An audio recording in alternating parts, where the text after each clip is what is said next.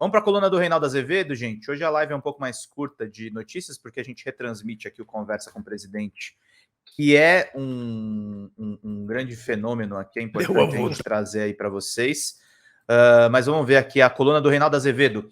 8 meses depois, bolsonaristas assinam a autoria do 8 de janeiro. Vamos ler aqui a coluna do Reinaldão para a gente entender direito. Olha lá, os caras dando tiro na cara. Assiste-se com frequência na CPMI do 8 de janeiro manifestações explícitas de delinquência política, com esforços dos bolsonaristas para transferir para o governo a responsabilidade pelas barbaridades do dia 8 de janeiro. Por mais surrealista que pareça, é assim. E não se deve esperar dessa gente o mínimo de bom senso. A deputada Bia Kicis, do PL, publicou nas suas redes sociais a cerimônia de um casamento em que a noiva exibe, orgulhosa, uma tornozeleira eletrônica e o seu véu é a bandeira do Brasil. Verdade ou mentira? Sei lá se a dita cuja era mesmo uma das golpistas presas. O que ali se faz é macular um dos sacramentos do catolicismo com apologia ao golpe. A deputada, assim, evidencia como se isso fosse necessário, a vigarice do discurso dos seus pares. Obrigado aí a quem se tornou membro aqui do canal. Estamos com R$20, gente. Precisamos de 30 pilas para fechar bem a nossa live. Obrigado pelas 220 curtidas. Vamos chegar em 250, gente. Se é verdade que a Nubente foi presa em 9 de janeiro em razão dos atos do dia anterior, vê-se que a prisão preventiva não a levou a nenhuma forma de arrependimento. Outro valor importante para um cristão ou reflexão. De tal sorte, então, achou apropriado que fez e que resolveu deixar um importante evento da sua vida pessoal ser marcado pelos atos criminosos que traumatizaram para sempre a história de um país. Por que eu faço essas considerações? Nas redes sociais, os extremistas bolsonaristas, extremistas de internet, talvez, o fato é que ganharam concretude, não é?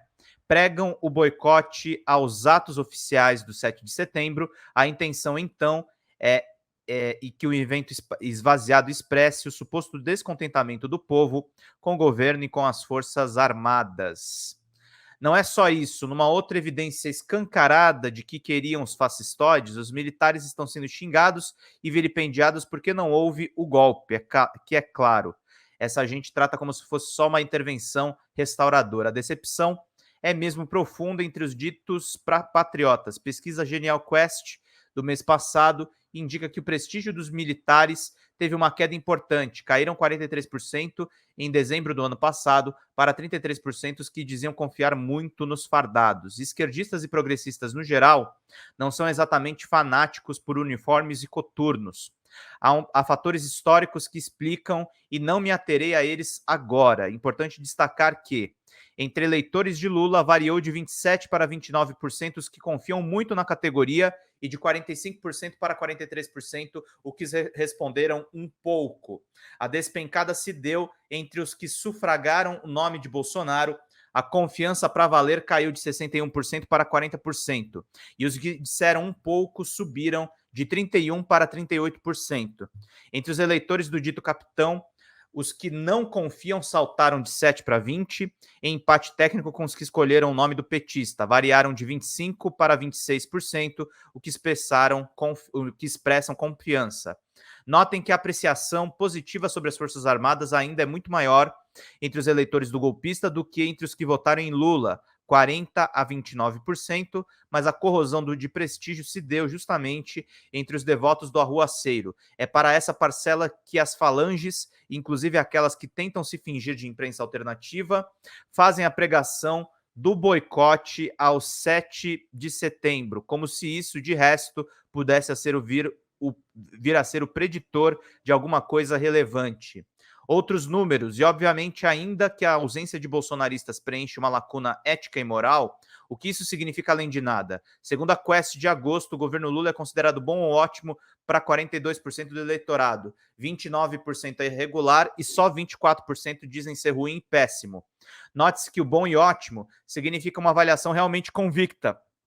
Lembro que o presidente foi eleito por 39% do total de eleitores, descontados os que já escolheram Bolsonaro, as abstenções e os votos brancos e nulos. Nada menos do que 60% aprovam o trabalho de Lula, e isso indica que aquele ótimo bom tem muito espaço para crescer. Mais um pouco. Na cidade de São Paulo, informa a pesquisa Datafolha nos dias 29 e 30, 32% se dizem petistas, 6% mais próximo do PT, afirmam ser bolsonaristas 15% e 6% mais próximos de Bolsonaro. Fizeram as contas? 45% a 21%.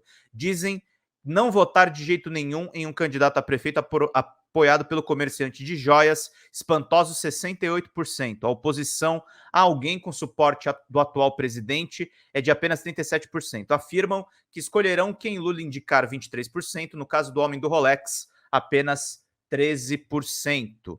Caminhando para o encerramento, o que pretendem os extremistas ao pregar o boicote do 7 de setembro, planejando já para ser mais modesto do que o do ano passado?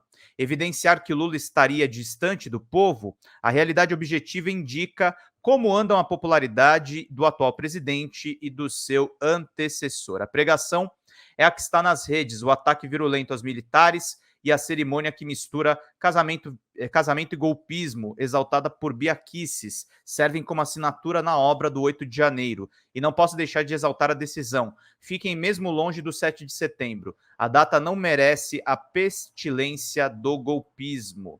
E o governo que tome todas as providências para garantir a paz e a segurança na data. O lobo troca de pelo, mas não de vício. Excelente coluna do Reinaldo aí, preparativos aí para o 7 de setembro, e os bolsonaristas que continuam se queimando aí para todo mundo poder acompanhar, meus queridos e minhas queridas. Felizmente,